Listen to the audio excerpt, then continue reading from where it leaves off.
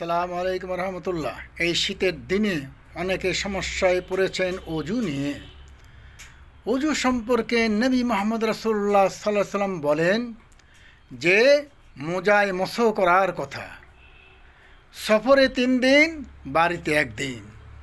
আপনি সফরে গেলে একবার অজু করে মোজা পরবেন, সেই অজু করা মোজার উপরে আপনি 3 দিন মাসা করতে পারবেন, আবার ধুতে হবে না।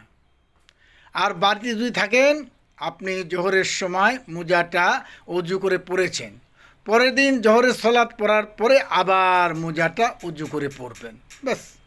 তাহলে বাড়ি থাকলে 1 দিন আর সফরে 3 দিন মোজায় মাসা করা যায়।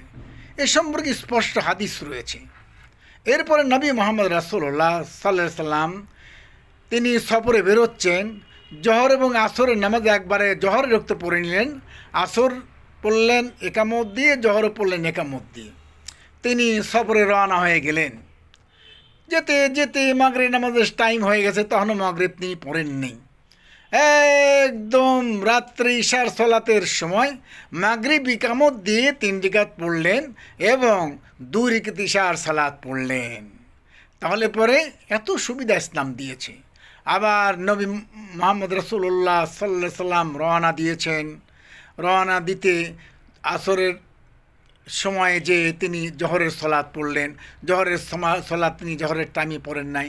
2 রাকাত জহর পড়লেন, 2 রাকাত আসর পড়লেন, একামত দিলেন দুটাতেই। এরপরে মাগরিব নামাজের সময় ইশার সালাত পড়ে নিলেন, 2 রাকাত ইশার সালাত পড়লেন, 3 রাকাত মাগরিব পড়লেন, একামত দিলেন। তাহলে সফরের জন্য 2 রাকাত। এখন আপনি কত মাইল দূর যায় সফর পড়বেন?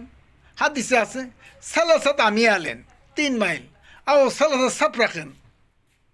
একজন সাহাবী বলতেছেন 9 মাইল। 9 মাইল 3 মাইল এরকম হলেই আপনার কসর পড়তে পারেন, এতে সমস্যা নাই। আর আপনি মুসাফির হলেই 3 দিন 3 রাত মোজার উপর মসহ করতে পারেন। আসসালামু আলাইকুম রহমতুল্লাহ।